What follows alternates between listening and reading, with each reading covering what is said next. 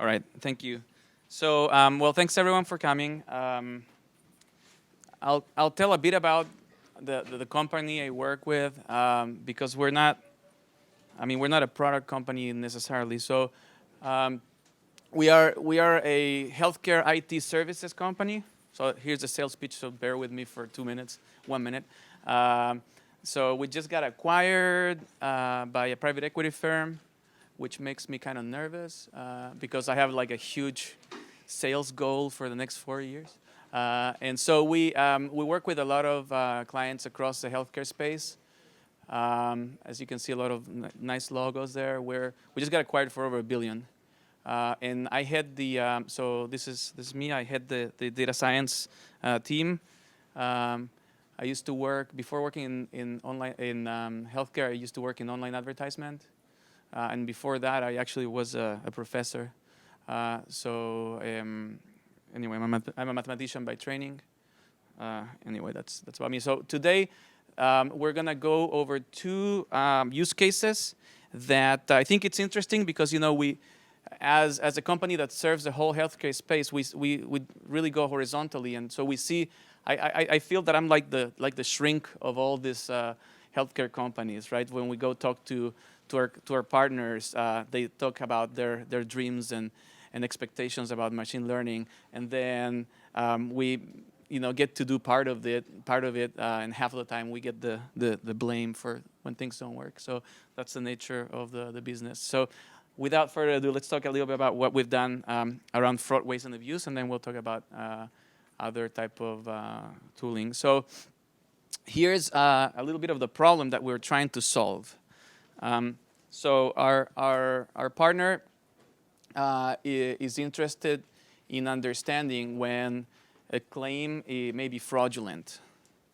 So there's several reasons for that, but let's just say that currently they had a system that is a rules-based system that looks over claims and raises flags. So maybe many of you have these same systems in your wheelhouse. So it's a rules-based system, and then what happens when a flag is raised? This system gets this claim, shoots to somebody that is an expert, and that expert starts looking at the claim and determines what to do with it. So the problem with this is that it's a very labor-intensive work, and so thinking about merger and acquisitions, you want to grow your business, you're gonna acquire another business, and then suddenly you need to double your workforce and whatnot. So of course it's a good candidate for, at least in principle, for trying to do some machine learning. So can you add something to the rules-based system? That was a question that we were asked to do. So can we make it more productive? Any questions? Anyway, so what's the problem statement? It got a little complicated because, and sorry for the too many words here, but if you think of a claim has claim lines. And so the system that we were handling, we're talking about, would raise a flag, a suspect fraud, waste, and abuse flag for a claim line. So a claim may contain 1, 2, 20 claim lines. And then if a claim line is suspected of fraud, waste, and abuse, someone has to go through the whole claim and look at all the claim lines. So if you think about it, you can teach a machine to determine whether a claim line is a good candidate for fraud, waste, and abuse flag, but then you have to repeat this across the claim for every line in the claim. So whatever accuracy you work at the claim line, then you have to sort of roll up at the claim level. So we had to come up with a system that basically evaluates claim lines, but then gets judged by how it performs at the claim level. It's a little different. So for instance, just to tell you, like suppose that you're 80% accurate in determining whether a claim line is fraudulent. Well, if you have 10 claim lines, right, now you need to be accurate 80% of the time, 10 times, then your accuracy is going to go down because you have to be right multiple times. So it's an and, so you start multiplying, right? The probabilities are multiplicative there. So it's like, having two heads on a flipping a coin. It's a quarter, right? It's a half times a half. So being right 80% of the time. If you do it over 10 lines, it's 0.8 to the 10, so it's a small probability. See, this is where the math comes in handy. Anyway, so what did we do? There. Well, whenever you are doing data science, by this you guys know, right? You have to do feature engineering. This is kind of the crux of the business here. So you have to take a deep dive, pull all the data you can, and start assembling a data set that's going to be the basis of all your predictions. So without spilling too much the beans, right, there's a lot of things that you can do. I mean, in this scenario, we were dealing with 5 tables. So these are like the 5 tables that are on the left, I guess. And then these 5 tables contain information about claims, claim lines, and whatnot. And then we generated yet another table, which we call this, added variables. The idea here is that we want to generate some notion of a context. See, if you look at just claim lines, you're missing out the context. So one claim line doesn't know about the other claim line, kind of thing. So when there's fraud, so my layman's understanding of fraud, waste, and abuse is the following. You go for a flu shot, your doctor charges you for the medication and the syringe to put it. And then it charges again for the syringe for some reason, whatever, right? And so now you have, determining fraud, waste, and abuse, it's not a local question because it depends on the relationship between the different claim lines if there's duplicate charges. It's a little tricky. So this process is called flattening. So what you're doing here is you're thinking about one claim which contains a lot of claim lines, and you somehow have to collapse that information and generate what we nerds call feature vectors. So each claim will have one feature vector, but that feature vector is constructed from perhaps many rows of data. And this process is called flattening because you kind of squeeze all the information and spit out the one row. And so there's a bunch of tricks that you can do to do that. So an easy trick to flatten data is just count. For instance, you can say how many rows does a claim have? That's a way of flattening the data instead of, you create a new variable and add the rows. What we did here is a little more sophisticated. We actually wanted to understand the relationship between a claim line and the other claim lines. So how does that look like? So we did some magic there and used NLP and some piece of NLP called vectorization. So the idea here is that this is the yellow variables there in the right. So what you're seeing on the right is kind of a description of that feature vector that we built using these 5 tables. And that feature vector will have so if you look at the dimension, this is how many columns you have. So the first thing has 9 columns. So that's probably like what's called one-hot encoding or a dummy variable. But the yellow ones are, I think, and the blue ones are pretty interesting.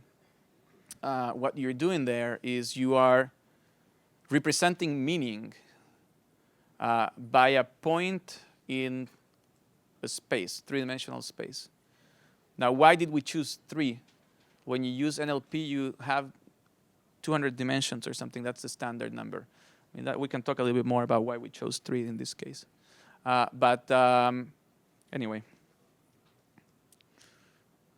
maybe here's some amazing slide. All the numbers you can possibly digest. So what happened when so this is actually, so let me just say the hard work is in this part. Most of the hard work is here. So how do you somehow translate the information that comes with a claim and turn it into something that can be used to make a prediction? After that, it's almost a push button thing. Okay, so whenever you talk to your data scientists and they say, we're spending 80% of the time in data engineering, in feature engineering, that's a good sign. If you're spending 5% of the time in feature engineering, then you should give them a call and try to understand what are they doing the rest of the time. Feature engineering is the most labor-intensive piece, and that's where all the domain knowledge comes in. All right, in my opinion. Anyway, so when you do that, when you build this vector, and again, it's not at all obvious why you should pick this number, so you have to test it. Luckily, this is testable stuff, right? So you try one thing and it doesn't work. You try something else, and then you can kind of get an idea of what works best. What we did is that we built, this very well-known model. It's called XGBoost, and we got an AUC of 0.833. So that means that we have a pretty accurate model at the claim line level. Anyway. This is kind of the kind of things you should be seeing right from your data scientist. Now, you'll have a relevance field. So when you're trying to make a prediction, these methods are not completely transparent. XGBoost is not transparent in the sense that you have an importance level, but sometimes you can't fully trust this like you would with a simpler model, like a regression. In a regression, you can explain exactly what each field is doing to the output. In an XGBoost model, you cannot. And the reason is that because there's a lot of things happening at the same time, a lot of trees interacting with one another. So just to give you an example, like a silly example, right? So if you're determining, you want to predict if someone will have or has prostate cancer, right? And you throw in a data set and apply an XGBoost model, the most important variable will be gender. Duh, right? Of course. Like gender is the most important predictor of prostate cancer because, guess what? I guess females don't have prostate. So does that mean that it's really important variable? No, it just means that, that can, you can skip that one. You just need to work with a smaller population. Anyway, so again, take with a pinch of salt when you see one of these things, especially if there's a nonlinear model in the background. So great, so we got really nice accuracy. And then what happens when you roll this up? Actually, it's this one. So what we did now is we said, okay, let's look at the claims. And let's look at those how are they distributed according to the confidence score. So what we did is that we said, okay, you not only need to have the one claim line, but you need to roll it up across the claim. And so we got really nice results. So we saw that 66% of the claims that we examined, we had a very high confidence score that the algorithm would work. Again, we tried this over 3 different data sets. We have very good accuracy for the model and then for the confidence score. And then, so we went back to the CIO of this company, and we put up this pie chart, and we say, look, today you're using a rules-based system, and that's the blue chart here. So the rules-based system takes care of around 30% of your claims.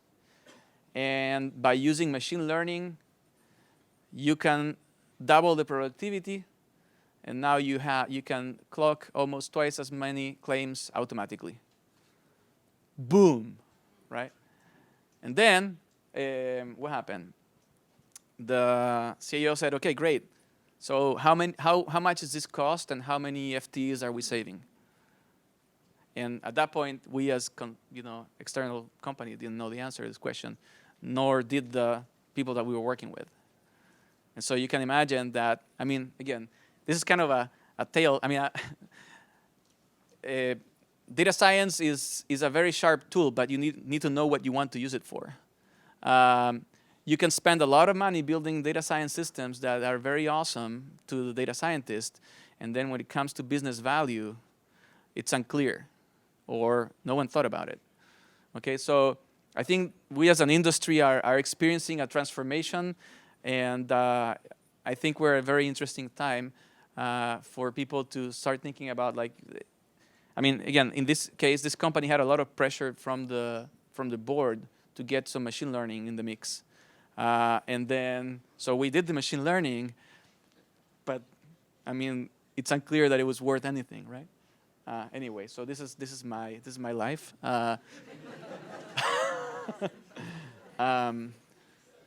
Let me give you a more optimistic outlook in the next 10 minutes.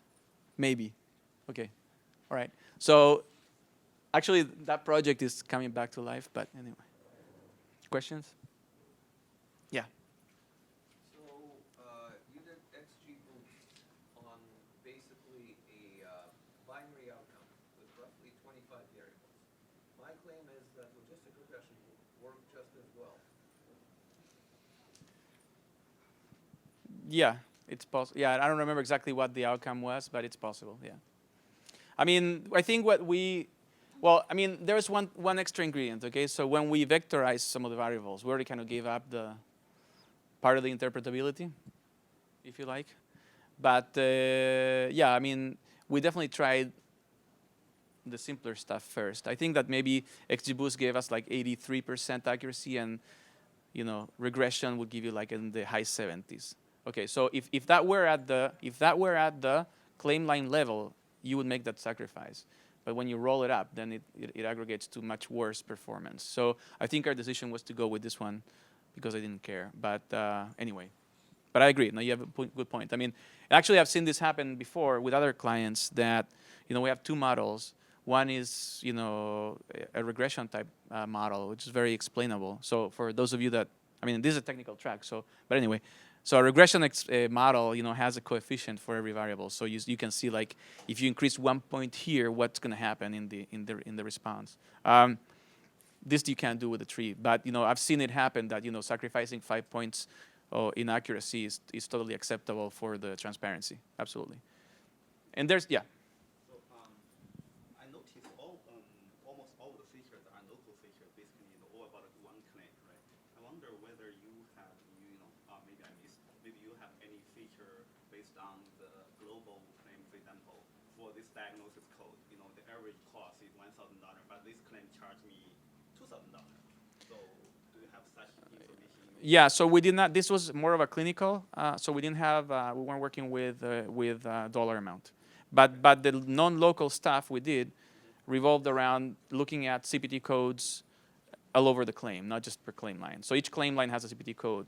So we rolled up. So what we did is like we looked at the CPT codes in the claim, and we vectorized the description of the CPT codes, and kind of the vector in between. I mean, well, we can go into. I don't know if I can spill the beans, but there was something in there, definitely non-local.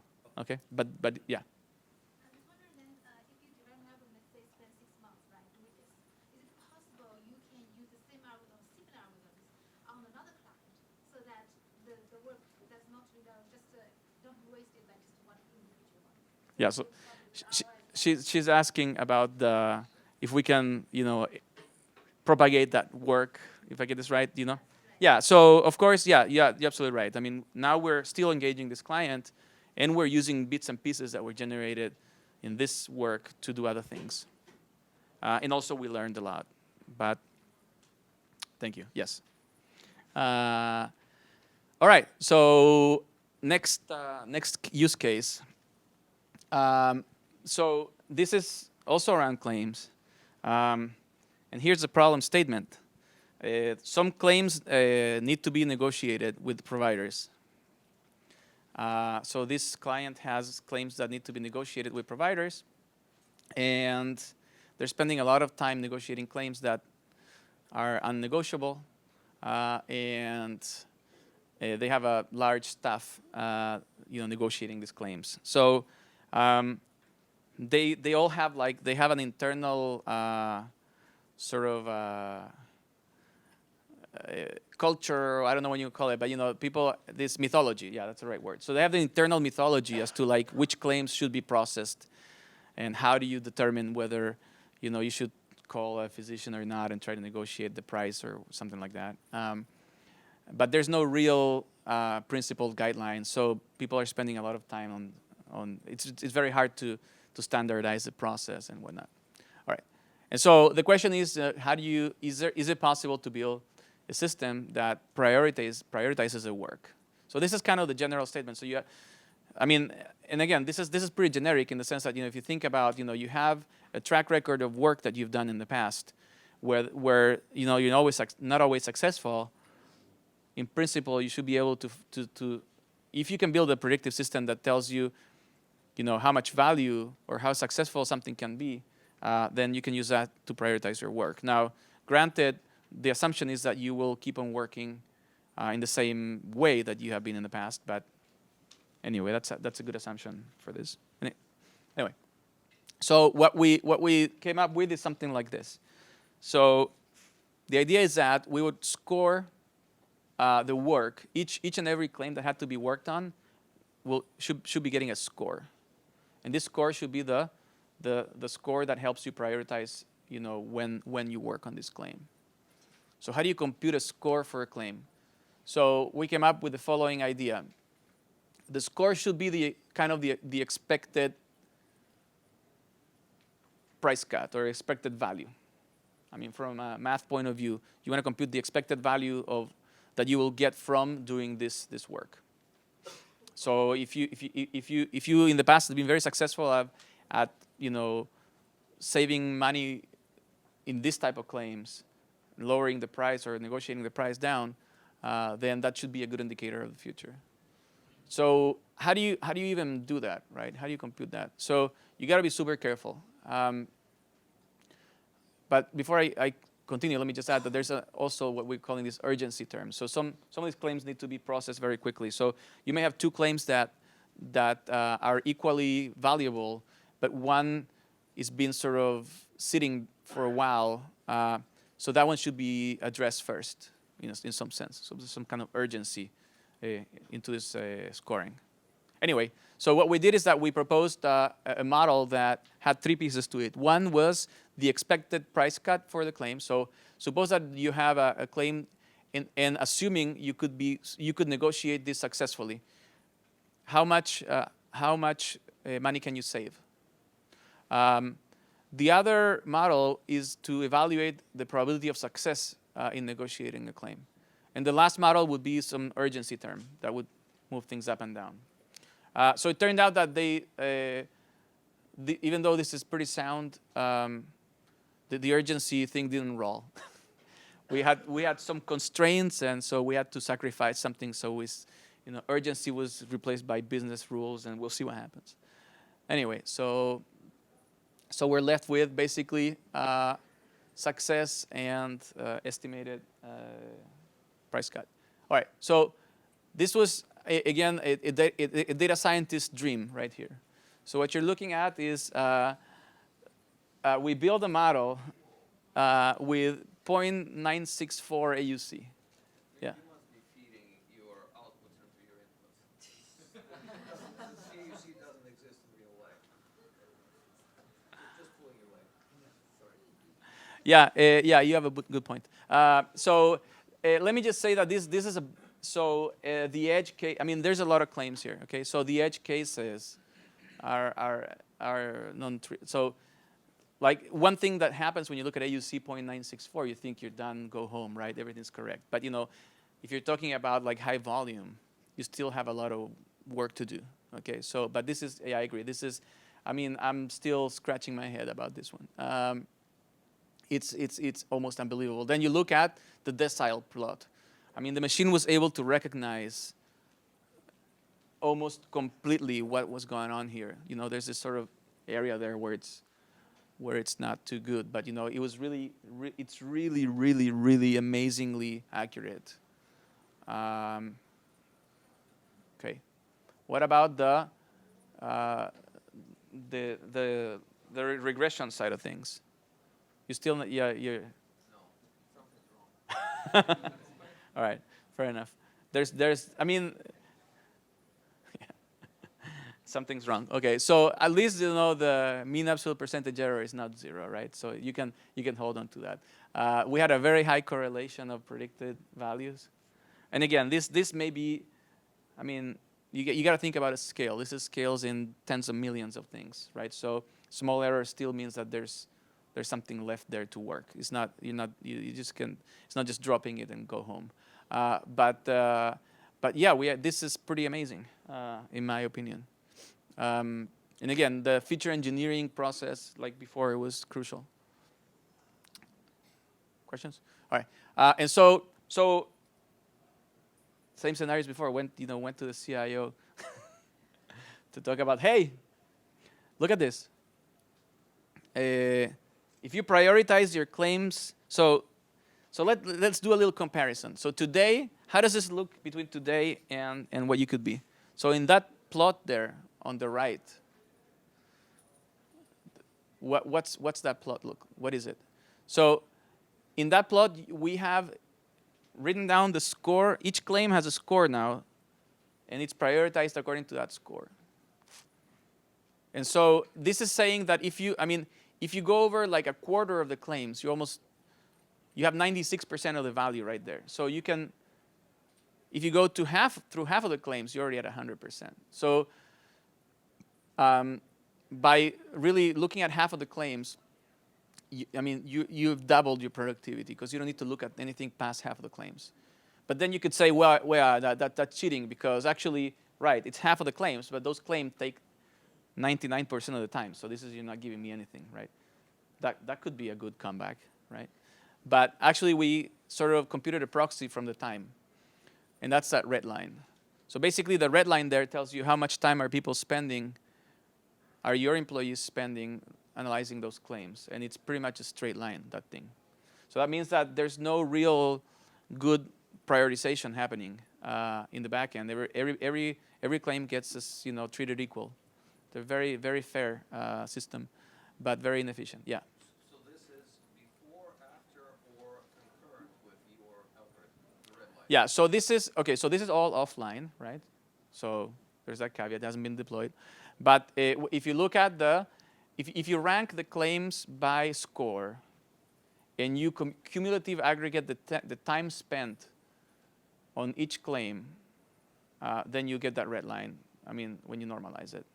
So basically, it's an efficiency plot. So red line is today, blue line is what it could be if you had the system. Okay, and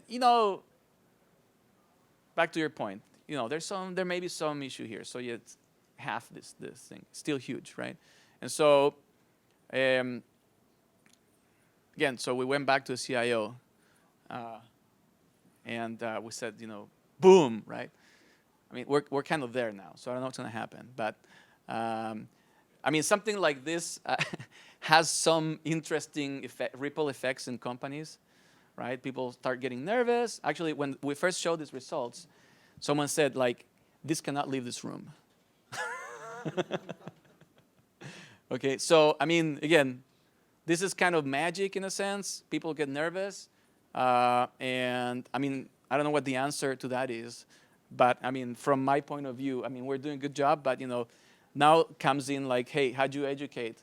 Who's your change agent in the organization? Do you have someone that really, at the highest level, is propelling these initiatives and it's thinking about we're gonna upskilling those people that are, gonna be doing other things. How do they react to this and whatnot? But this is kind of the state of things from my perspective as someone that works across the spectrum in healthcare. This is kind of where we're at, maybe on average. Yeah, questions? It looks like, of course, the success is the one very, very important aspect. But there are other two important aspects, which is the time spent on each claim. That you seem that you make the assumption that every claim requires the same amount of time. When you calculate, is that right? When you calculate the percent of time saved or whatever, right?